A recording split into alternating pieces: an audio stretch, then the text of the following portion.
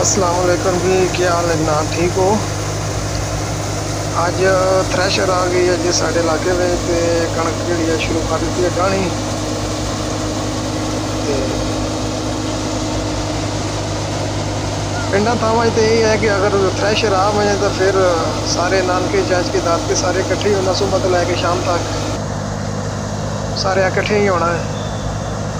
ते जितनी देर तक वो कणक सारिया नहीं गह रही, इतनी देर तक कपड़े जड़े चेंज नहीं करने। पर ये है कि यार मज़ा आना है, इकट्ठे होने सारे, मजाक मजाक शाक करने रहने हैं, ते बड़ा चंगा वक्त गुजर करना है। हाँ ठीक है।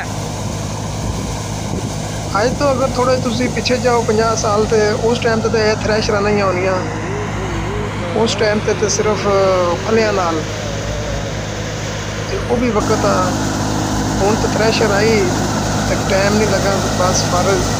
और वड्डी मजे की गल है कि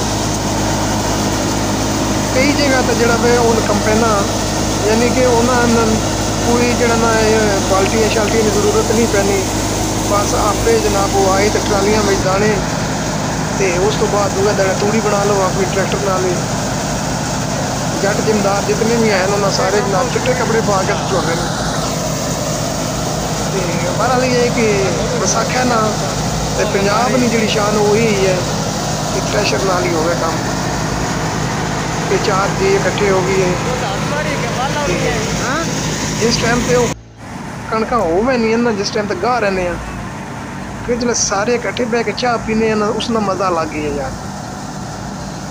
मेहनत होनी है, मशक्कत है, क्योंकि इस दौर में जड़ा ना इतनी मेहनत करना बड़ा मुश्किल हो गया, क्योंकि खुराक ही है जियां 30 साल ना जड़ा वो क्या ना, मैं हूँ बस खत्म ही बुढ़ा हो गया। बहरहाल फिर भी जड़ा चल रहा अजे तक, सारे जड़े थोड़ी थोड़ी मेहनत कर लें, एक दूसरे ने जड़े ना मदद कर लें, चलो कम हो गया ना।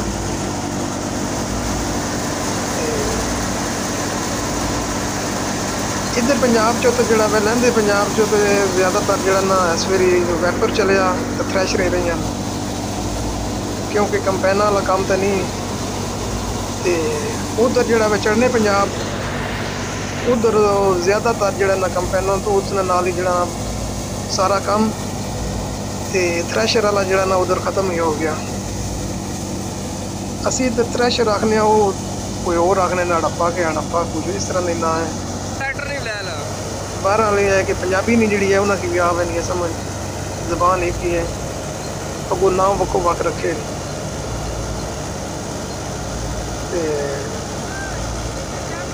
हूँ एक रह गया गाह, वो जिस टाइम तक निकलना है तो फिर उस तो बाद जड़ा ना फर्क हो गया सा।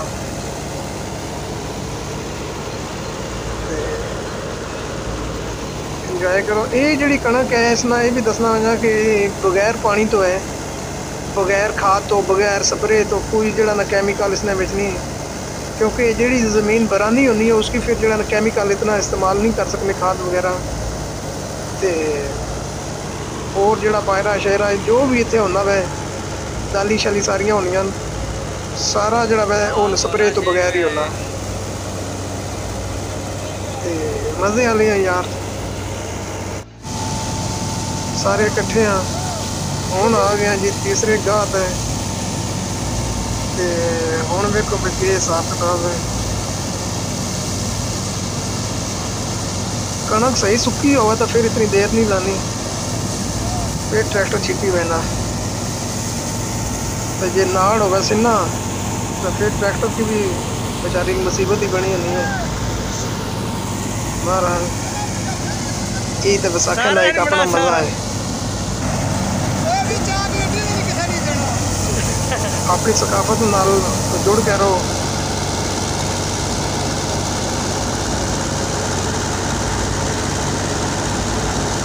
उसने में जी है ना बड़ा मज़ा है, बड़ा सुकून है।